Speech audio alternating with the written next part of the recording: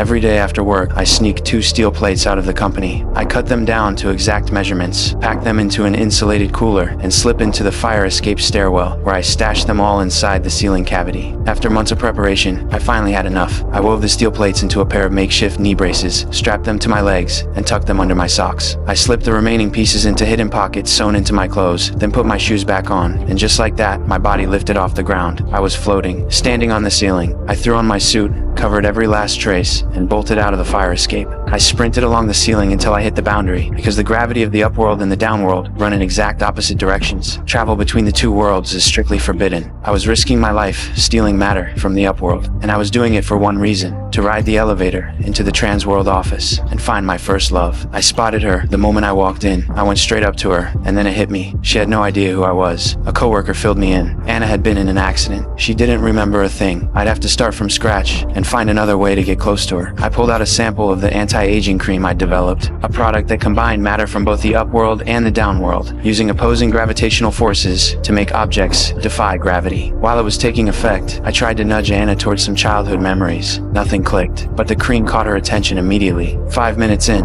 the steel plates strapped to my body were already cooking from the inverse matter reaction. I kept my cool on the outside, made up an excuse about needing the bathroom, and asked Anna to hang tight. I rushed into the men's room, ripped open my buttons, and ran cold water over myself, trying to cool down. Mid-crisis, someone walked in. I played it off, casually stepped over to the urinal, and that's when I noticed the liquid running off my body was falling upward toward the downworld. It hit the ceiling, streamed directly into the smoke detector above my head. I bolted out of the bathroom, caught the elevator, and got the hell out of the upworld. Burns and all, I wasn't done. I started planning my next trip up, but Dr. Bearded got pushed out too, a casualty of age. On his way out, he left me a package. Inside was Dr. Bearded's access card. Meanwhile, Anna couldn't shake the memory of being stood up by a stranger. She called back the number that had once called her. I rushed to apologize for disappearing that day, and jumped at her offer of a makeup lunch. I slid back into the fire escape stairwell, suited up, walked across the ceiling out of the downworld, and used Dr. Bearded's still active access card to get through security. The architecture of the upworld was something else. Towering buildings everywhere, and a constant stream of downworld resources being pumped in through the transit elevators. I walked straight into the hotel, and sat down across from Anna. Over lunch, Anna brought up something that had been bothering her. They both worked for the same company, so how had they never crossed paths? I dodged the question,